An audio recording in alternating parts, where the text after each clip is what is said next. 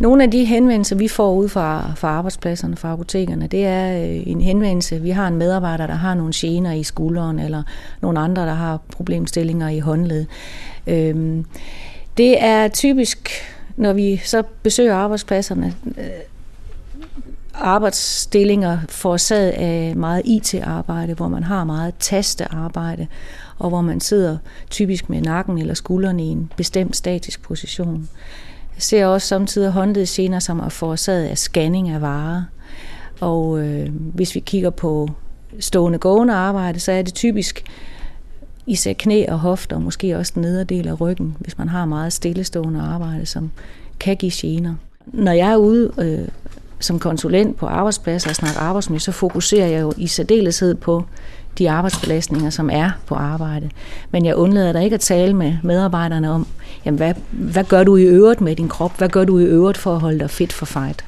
Man skal jo først og fremmest være det, som jeg måske sådan lidt gammeldags 60'er og 70'er flippet ord kalder kropsbevidst. Og det kan man sige, det har ligesom fået sin renæssance, det der med at være kropsbevidst. Altså det vil sige, at jeg er i stand til at registrere, hvad sker der egentlig i min krop, når jeg udfører den og den arbejdsfunktion.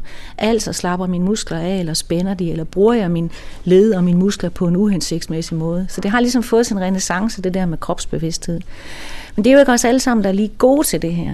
Men man kan sige, at den enkelte medarbejder derude, der mærker noget, mærker gener, mærker ubehag, kan jo i første omgang undre sig, som jeg siger. Prøv at undre dig at gennemgå, hvad er det i din arbejdsfunktion, som måske kunne være benzin på bålet i forhold til de smerter, du har. Brug sikkerhedsrepræsentanten, brug kollegerne, diskuter det her.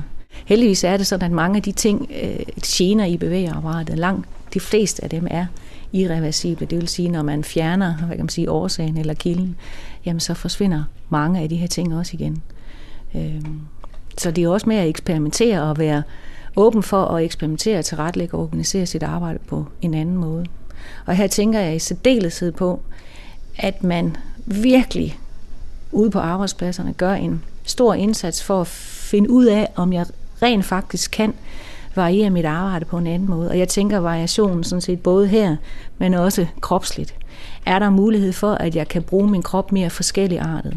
En af mine kæpheste i øjeblikket, det er, at hvis, og især for de medarbejdere, som har gener, eller har ondt, eller har smerter, så er min erfaring, at det er en meget dårlig idé at planlægge sit arbejde, sådan at man arbejder lange dage, og så har en dag fri, og en lang dag igen, og en dag fri, og en lang dag igen. Så jeg plejer at sige, prøv at tænke på at fordele arbejdet mere hensigtsmæssigt, både ud over hele ugen, men også over hele dagen, altså lodret, vandret. Skift mellem forskellige funktioner, men til gengæld spred det ud over flere dage.